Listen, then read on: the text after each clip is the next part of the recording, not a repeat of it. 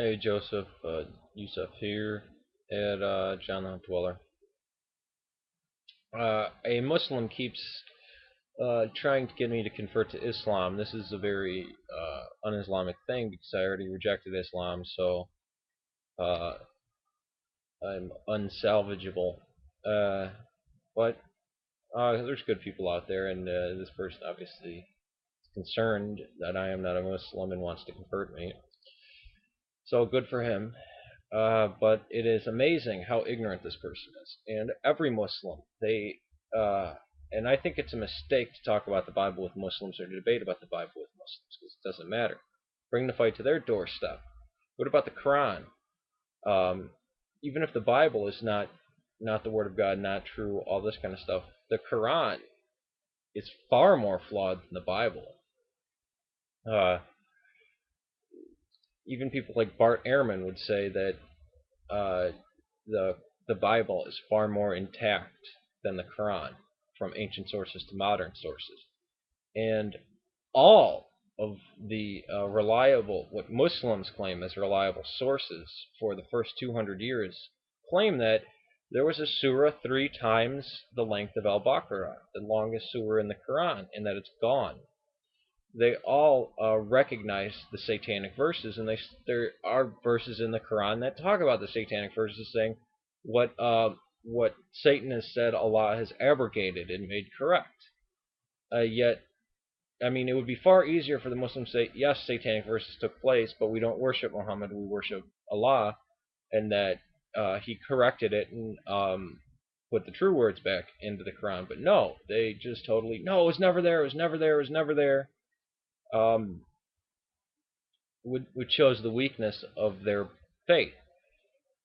The Muslim can only come onto the ground of the Christian and argue because once we show him doubts about his faith, once we show him inconsistencies that all Muslims would agree upon, all scholarly Muslims would agree upon, the only reaction they can have is to try to kill us or slander us because they can't ever take a critical view of the Quran or of anything Islamic.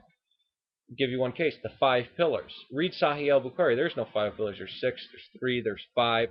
There's no consensus of what the pillars of Islam are. I mean, you can get a general idea of believing in God, things like that, but Hajj was definitely not one of them. Paying poor tax was not one of them. Even the whole idea of Islam being some codified religion by the death of Muhammad is ridiculous. We know that the Quran was revised in Baghdad around the year 900. I mean, nobody brings these things to light because everybody's concerned about, oh, what is the Quran versus the Bible, and we only talk about the Bible. Or what about Jesus in the Bible? The Quran, the argument is never brought to them because no Muslim will ever stand up for the Quran or for Islam. They can only attack Christianity. And the reason why they do this is because they know they can't win. And once people see them failing to defend the Quran, two things will happen. They'll leave Islam or they'll kill that person for making a mockery of their religion. So I encourage everybody, don't ever talk about Jesus in the Bible. It'll only lead to just endless bickering. Show them that Islam is false. And it's very easy to do. There are many resources out there. James White, Sam Shamoon, David Wood, these people are all Protestants, but they make a good they bring the Quran into open light so you can see the botched book that we have today.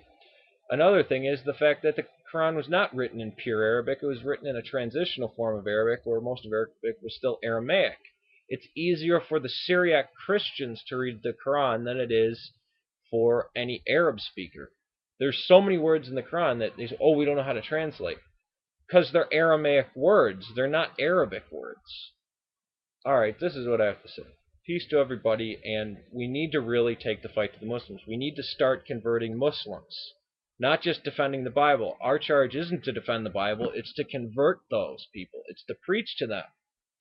And it's very important, even for our own existence, because these are people who believe in something, and this belief tells them to go and subjugate and kill us, and harness our worship so we can't ring church bells and things like this. So this is very vital, people. Don't take it lightly. Stop defending the Bible. Go on the offensive.